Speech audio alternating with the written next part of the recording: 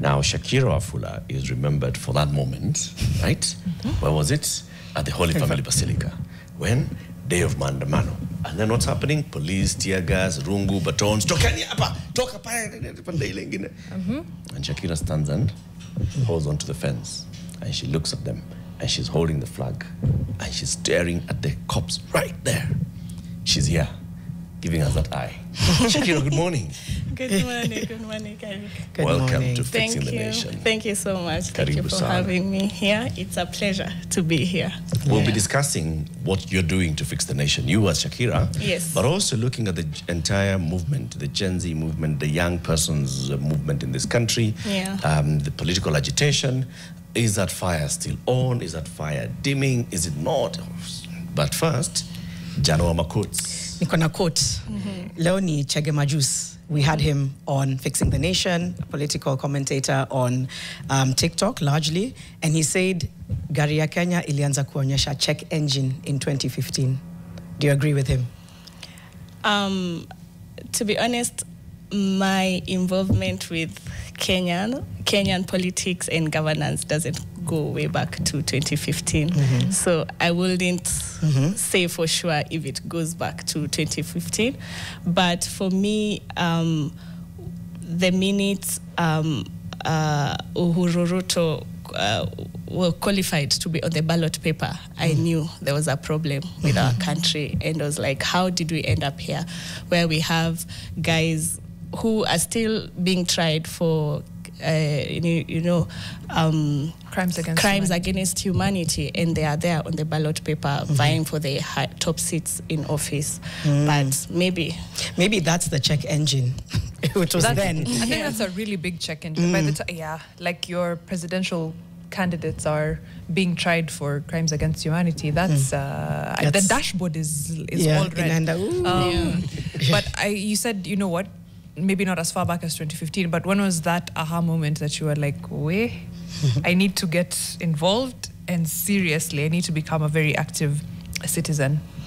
Like I mentioned about having Uhuru and Ruto on the ballot papers, and then back then it was more of very apathetic. Like most Kenyans, we just sit back and complain and not do much about it. It's like, hey, wamewaeka, sa tutadu, sawa, and then life goes on. And I actually voted in that elections, and the consequent elections I also voted, and there was even a rerun at some point, and I kept voting. And my mom was asking me, why do you keep going to vote? Because for people like my parents, they had already resigned. They're like, there's no use to voting. And for me, it was important to keep, like, that was the last bit of my voice that was able to put on the table.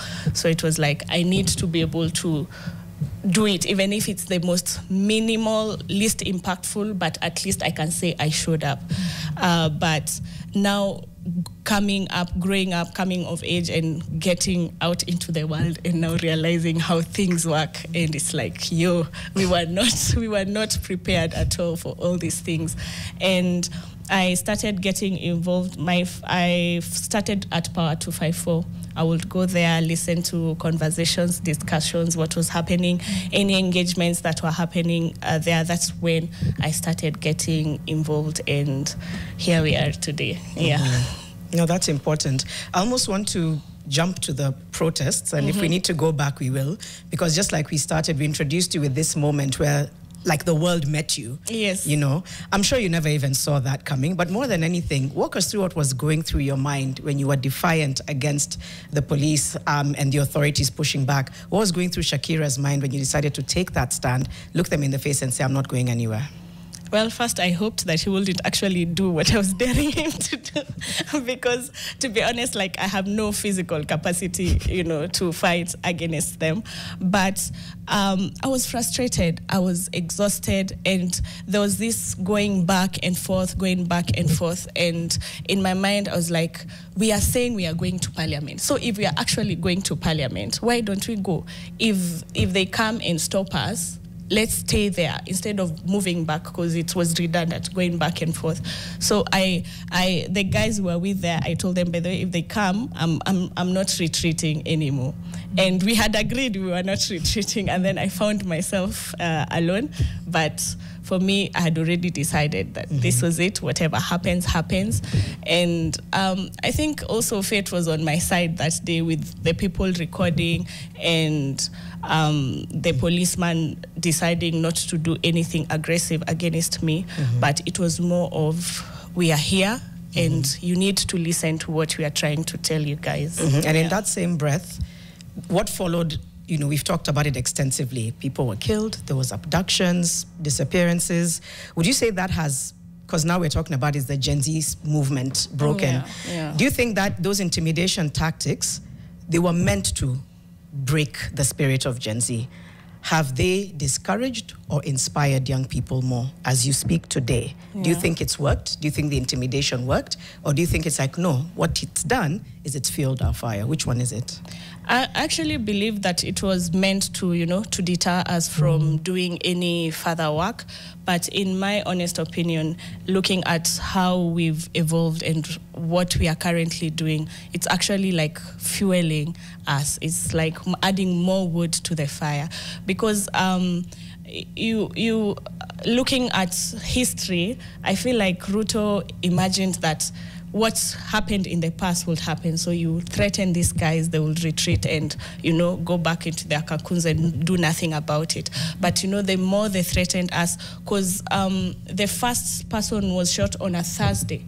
And then the following protest on Tuesday, it had a record number of people, even worldwide. I don't think we had ever seen such a number of young people coming together to protest against a particular bill. And then more people were killed, and instead of people retreating, we decided to come together, and we made sure that these people were buried and sent off decently, and those who were sick, their hospital bills were taken care of, their families, they are catered for. And up to now, there's organization that's still happening, and as recent as you see what happened with the Echoes of War with Butere girls, I don't imagine we can even say in the least possible way that we are deterred. We are going strong. If anything that the government tries to do to deter us actually propels us to move and act even more towards a better Kenya. Because what we want is better governance. We want Kenya that works for all of us. We don't want to see a few people excelling and others suffering at the expense of, other people. So I feel like the Gen Z spirit, the Gen Z spirit is still up and burning. Yeah. Great segue, because Gen Z is what I wanted to ask about. We just spoke, and I know you were listening into Eugene Wamalwa, and he said, what we need if we're actually going to, change this government and this administration in 2027 is Gen Z. It's a unification, it's an intergenerational movement. Do you think that's an attempt to co-opt the Gen Z movement, or do you think it's legitimately possibly the only way to do things? It is a Gen Z in the essence of we need everyone on the table, but it's not just everyone for the sake of everyone, because we need to be grounded on principles of accountability, of integrity. If we need Kenya to work for everyone, we can't just be replacing these corrupt people with this other set of corrupt people. So I feel like if we can have new people coming into government, it will be better than sending people who've already been there and they've already failed, right? It is better to test a new set of people rather than people who've already been there and they've showed us that they are still going to steal, they're still not going to develop this country. And leaders like the former speaker, Eugene, I feel like it will be best for them if they take a back seat and go behind the young people that are coming up. Instead of saying we are going to bring Gen Zs on the table, they should wait for Gen Zs to bring them onto the table and, you know, be like mentors for towards politics and governance and all that.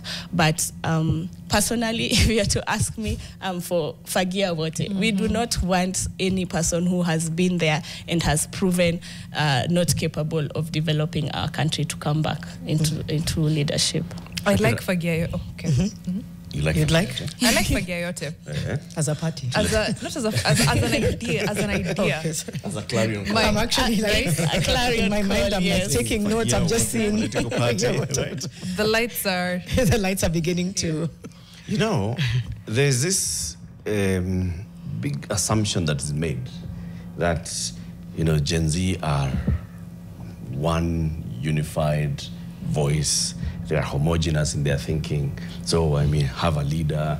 Yeah, people have said, Gen Zs, you should form your own party. They've said, Gen Zs, you should do this and the other.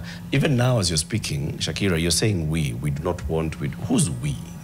And how do I know that the we that you're talking about is representing all of them, including my daughter Latifa? Yeah, that's actually something that has cost me a bit of trouble.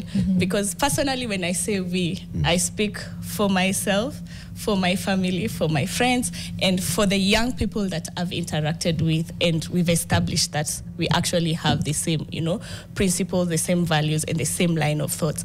And I also like to believe that I represent other young people out there that I may not have interacted with them, but, you know, we share the same values and we have the same hopes for our country.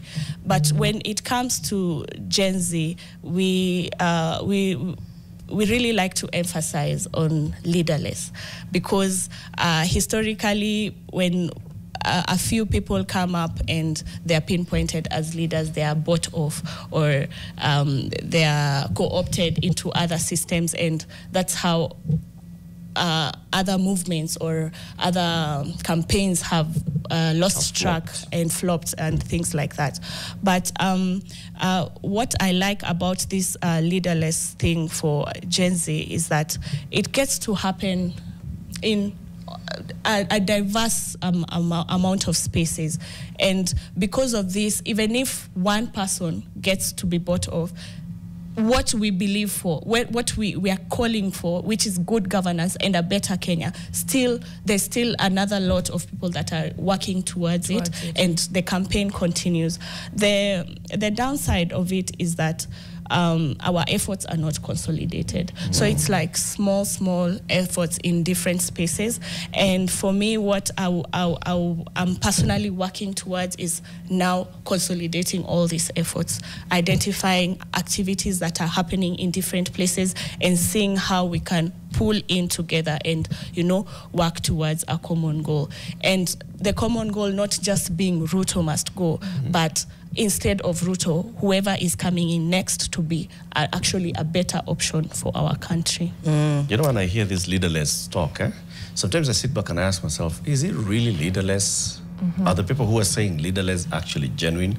I feel at some point like it's an exclusionist way of some people coming out to say we are leaderless, but it's the same people who are saying we are leaderless, and also it's the same people who are saying we do not want this, we want the other. It's the same group of people that if one of them breaks out and goes to the other side and starts speaking, that one has been bought. You brand that one as has been bought, you brand that one as, you know, a sellout.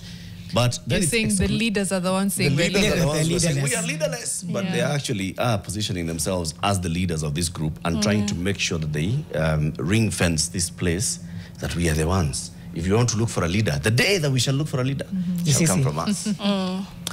I feel like we are plenty of leaders amongst us young people, but the tag of leaderless is, again, so that we can't hang too much power on specific individuals and then momentum is lost in that case.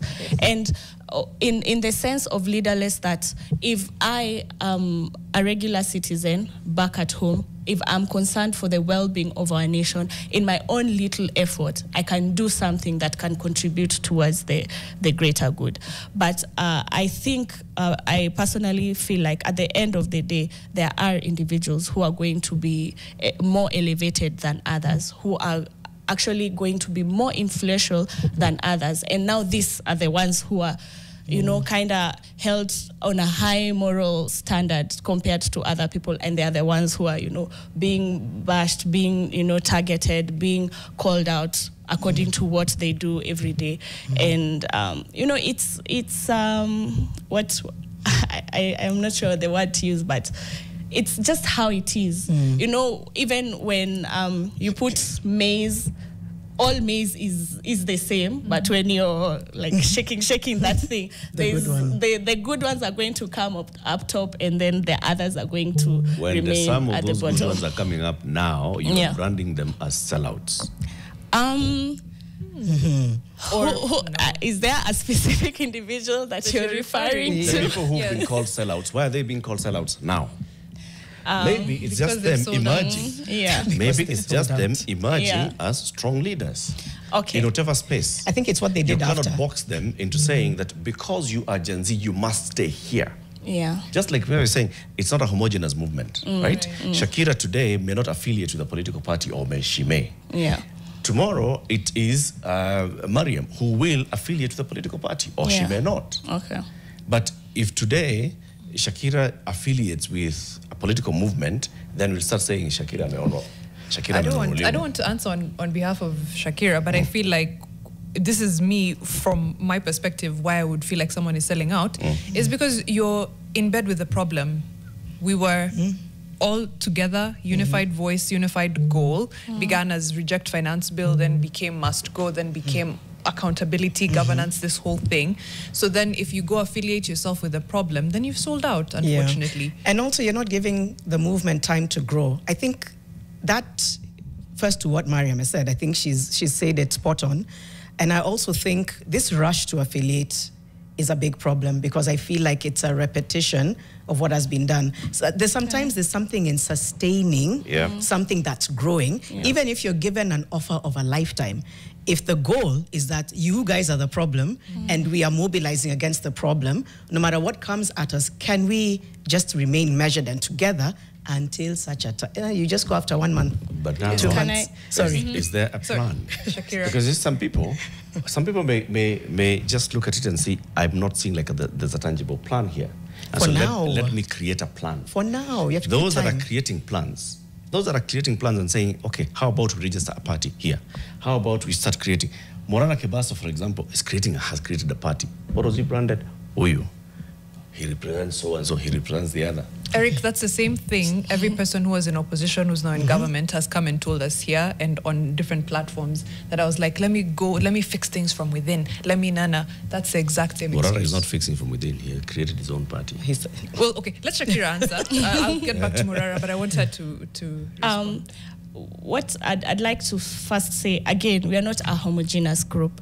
We are from different people, from different walks of life. We have different beliefs, and again, we have different ways of approaching issues. Again, it's said that there are very many ways of killing a rat.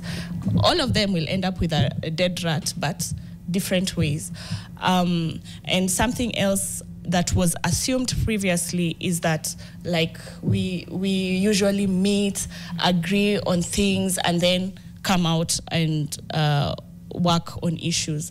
There are people who meet, again, different groups, but we've never had like this big meeting of representation of young people together. So it will be unfair to say that somebody has fell off the script. Well, there's no script to begin with in the first place. I'll give you an example of myself. I've been branded a sellout because I went and met the king and queen of the Netherlands when they visited the country about 3 weeks ago. Now, in my opinion, I didn't do anything wrong with that visit. And a lot of people, young people that I've interacted with, agree. But then there's young people who don't agree with me. All right? But now certain individuals take advantage of that and start spinning a narrative. Oh, you were invited by Ruto, or you had the meeting in State House, or you were paid to be in that meeting. All of these things are false, right? But it is what is elevated on the internet. And if anybody comes across this as the first thing regarding this meeting, they'll think Shakira is a sellout, right? I'll give an example of Hanifa. When we first started with the Mchanga, the people started a narrative, oh, she's going to handle the money by herself. She's putting it in her account. And then she was seeing in a vehicle, she was given a lift, and then somebody said that was her car. She bought with the Mchanga money. If you come across this, you're going to say Hanifa is a sellout. For me, I feel like time vindicates. I do what I do based off my value systems, based off what I believe, the greater goal being a better Kenya and good governance, and I stick to that. If you're going to call me a sellout while I'm at it, that's okay. I'll still continue doing what I'm doing, and then time is going to vindicate me. Look at Hanifa right now. As in, there are still people who are calling her a sellout, but amongst the young people, amongst the young leaders who have come up, she's like one of the most committed members that we have so far. I'm personally committed to the long haul, to seeing a better Kenya. So it doesn't matter whether people call me a sellout, whether they say I was bought off, or whatever they say, I'll keep doing what I'm doing. And so long as it feels right for me and it is acknowledged by the people I hold close, I'll keep doing it. Based on what you've just said, Shakira, because that's something that's bothered me a bit in terms of the character assassination. It bothers me because I'm like, wait, but these are people who are trying to shift politics by being active citizens like yourself, participating. Then very quickly it descends into character assassination, blame games, etc. Do you sometimes get concerned that this could deter a groundswell movement of young people towards 2027?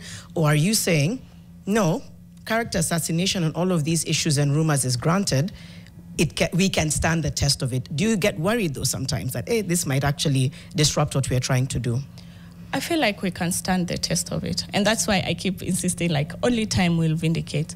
And again, if it's a war and we're in it for the long haul, there is no easy battle.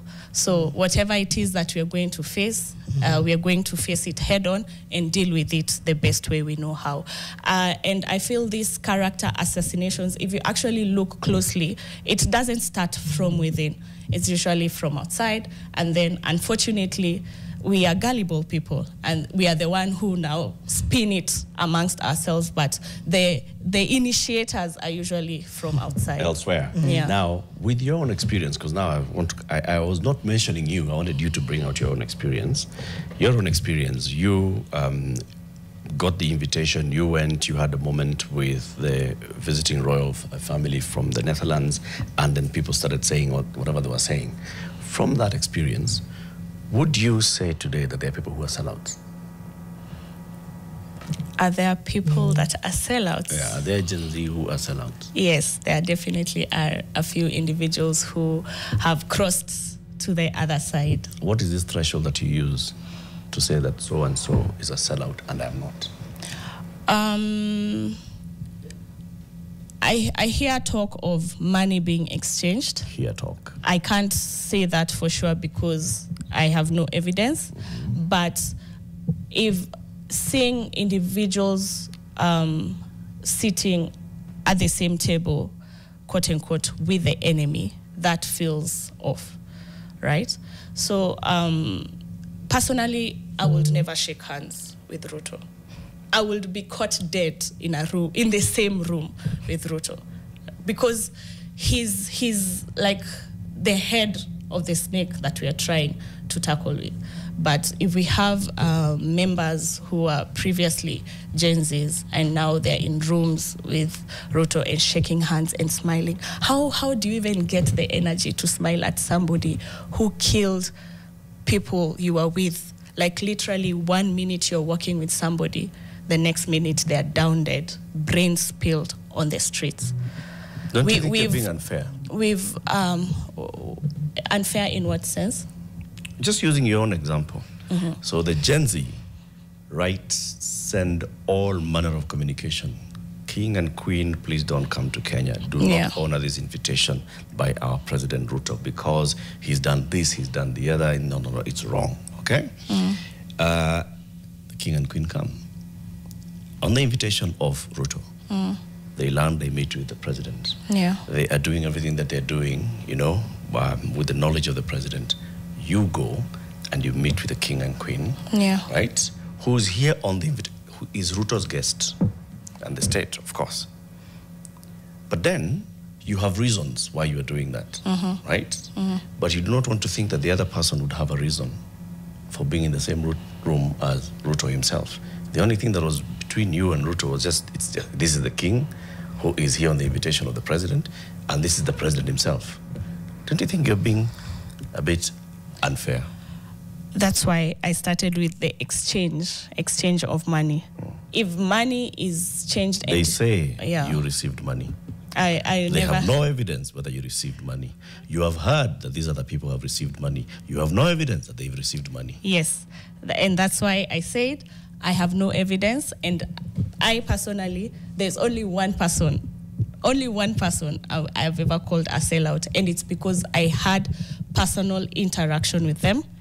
We had one-on-one conversations, and then they went the next day and did 180 degrees turn about what we had agreed with, right?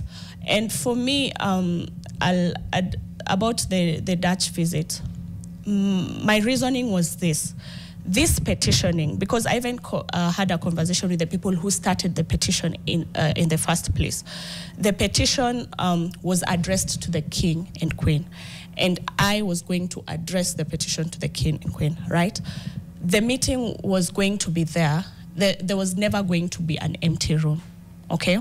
And it was possible that the government would have sent youth that were going to speak for the government. So I said, if there was nobody who was going to actually say the truth, let me be the one to say the truth, that this is actually the situation for Kenyans. And for me, that is how I started the conversation. It's like, we had a petition, this is what the petition stated, and it was delivered to you, because it was even discussed in the House of Parliament. And yet, you're in our country. You're literally legitimizing a government that has killed young people, that has injured many more people, and people are suffering because of this government.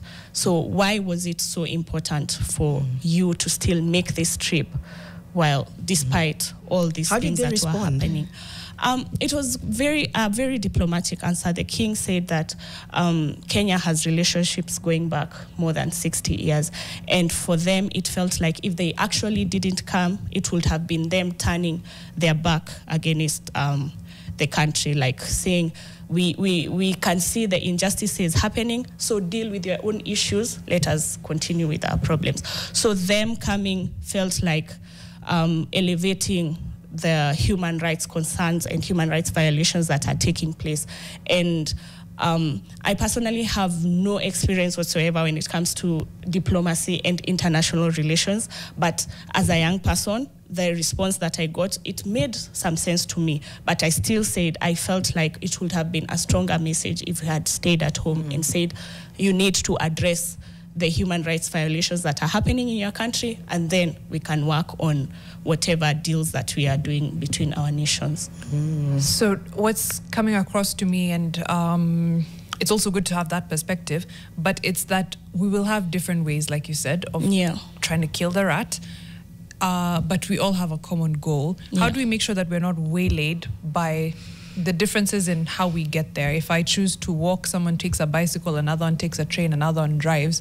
If we're all trying to get to one place, there should be some, unification. So how do we make sure that these differences then don't disrupt the cause at large? Yeah, and that's why I mentioned earlier, for me, my big goal is to try and consolidate efforts that are currently happening in different spaces. Because at the end of the day, if whatever we are doing leads us to Ruto must go and a better government. It works for all of us. But we don't want to have a situation where he is replaced by somebody worse or of the same caliber with him. So for me right now, as we continue interacting in spaces, we go civic engagement, civic education, and then mapping out different organizations, different groups, young people working and what they are working on, and then seeing how what this group is doing can help this other group and how things can be combined together in that manner. Yeah. We have tax hikes looming with the 2025 bill. Yeah. Mobilize again, is that what you're saying? It's like if that happens, if we have to, we'll take to the streets, despite what happened last year? Yes, there's a lot of people who've already started breaking down the 2025 tax bill, explaining it to people. We have talk about the streets are calling, let's go back to the streets. So again, if a lot of young people in these spaces agree that going back to the streets is the way to go, then we'll be back on the streets and we will do what we can by protesting, because it's our right enshrined within the Constitution. Again, if a lot of people feel like it is too big a risk to, going to the streets, and let's focus on maybe there's a referendum coming up, maybe young people decide to focus on that, that's what we are going to do. Again, the other option is focusing on 2027. If that's what young people decide to do, that's what we are going to do. So it's still liaising amongst these spaces and seeing what will be the best option for us as a country. Is there a group that you're aware of young people who are focusing on fact-checking to make sure that you fight misinformation and disinformation? Because maybe that's one of the things that will be a big game changer in this as we head up towards June. Yeah. And maybe there's a new movement. So, for example, I've seen on social media that there are people who are already, talking about breaking down the contents of the new finance bill. There's no new finance bill yet. Yeah.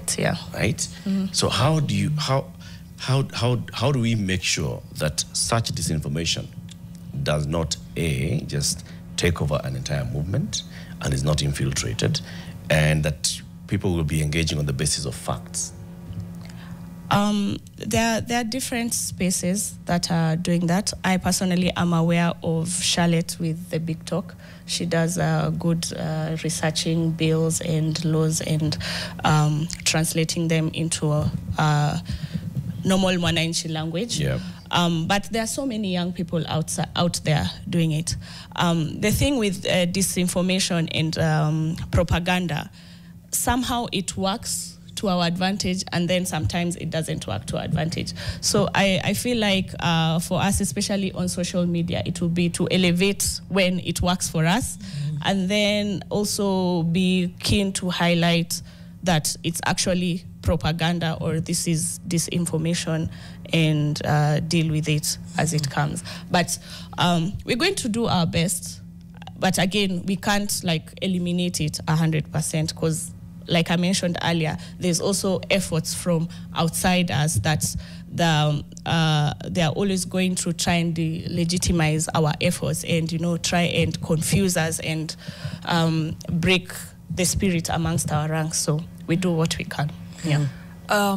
Does must go come before our tribal affiliations for young people? Definitely. Personally, tribe for me hasn't been a factor. Multi-tribal as a person, and a lot of my peers and friends are.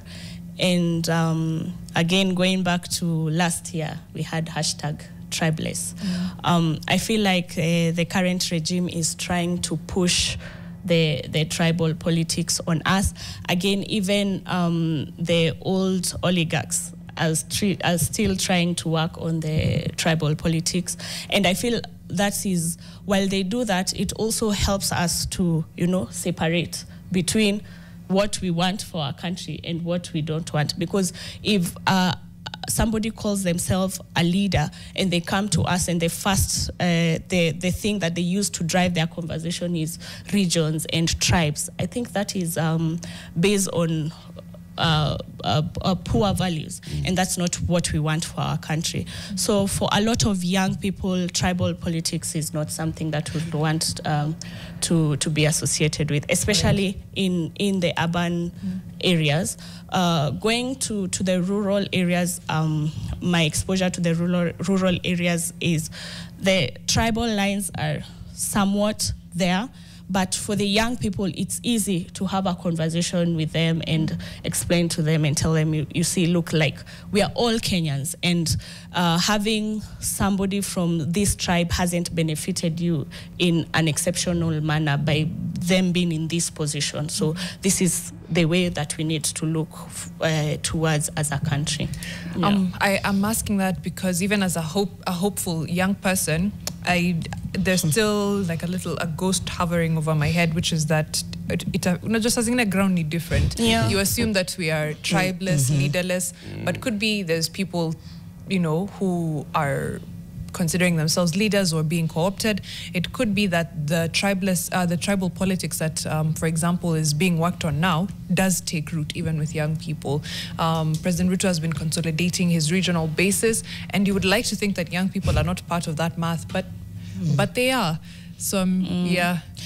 For me, my opinion is that the bigger enemy is not even tribal lines, but rather poverty, because a lot of these people who are being pulled to the crowds and to engagements, the only thing that is taking them there is money, for real. Because I've had conversations with people, I've had colleagues that even last weekend we had a group of young people who went to Embu, Nyeri, and that's where the president was like some 2 weeks ago, and they said the only reason we were there is because we needed this money that was being offered, and we know Ruto must go, we know he's the enemy, but we still need this money. So I feel like if as a generation we are able to, even amongst ourselves, find a way to ground our economics, earn a decent living while trying to strive for a better country, that's the bigger enemy, poverty, and not tribal lines. That will not be sorted between now and 2027. It's okay. Yeah. So how then do you separate those two? How do all the citizens of this country separate from those two? From, okay, I am going there because of the money, because of my economic situation today, but I also need to make this decision. That's a right decision. How do we do that?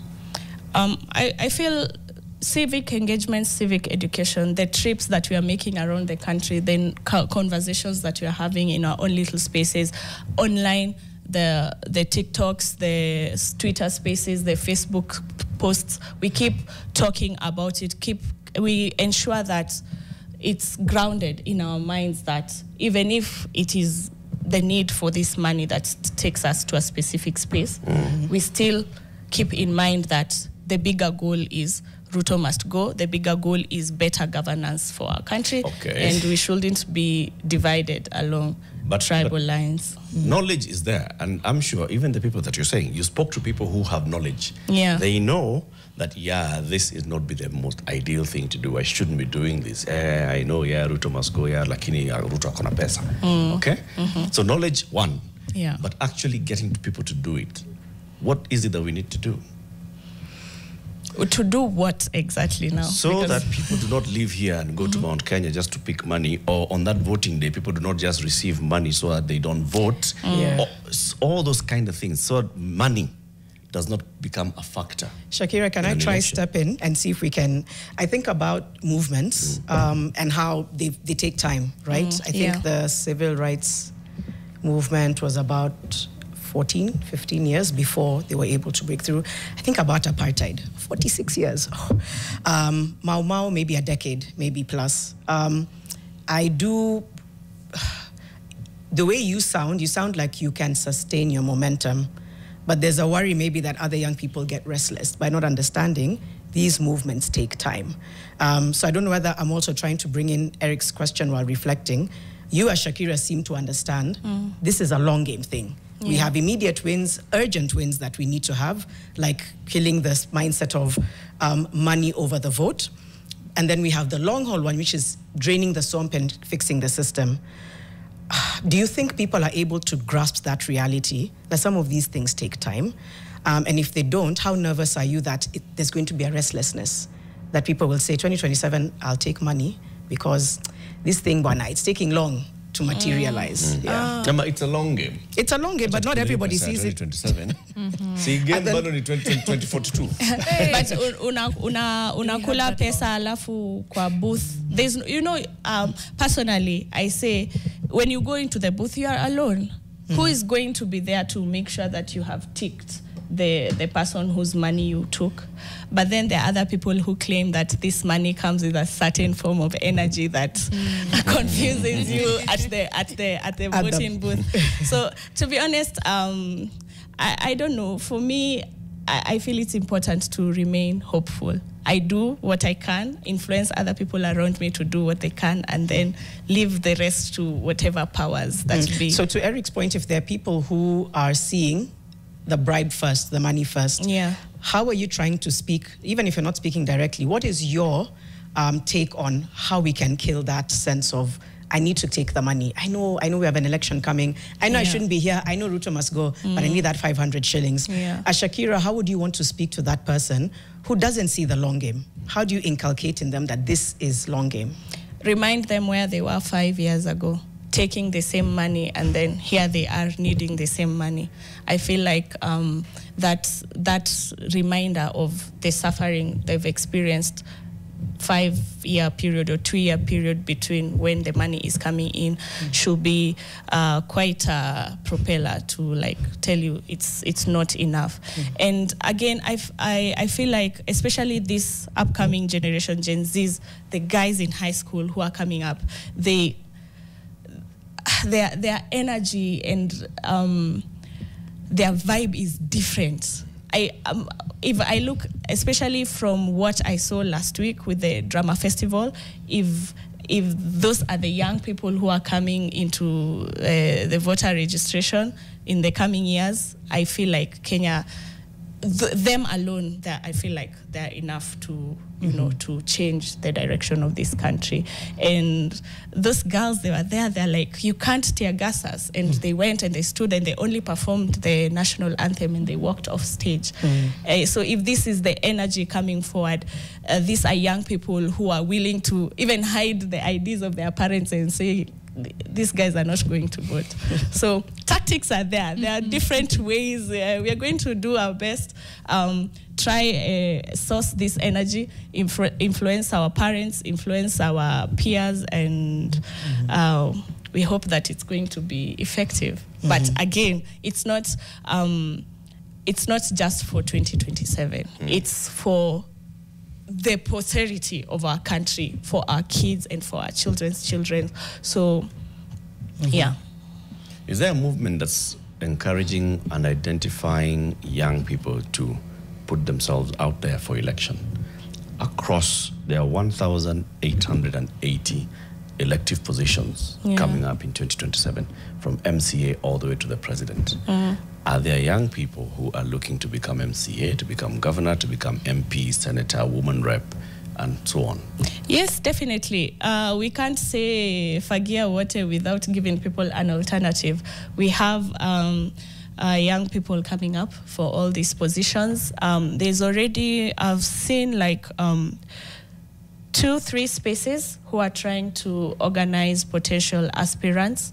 And so what is happening right now is basically trying to see the values that is bringing people together, and then connecting them in terms of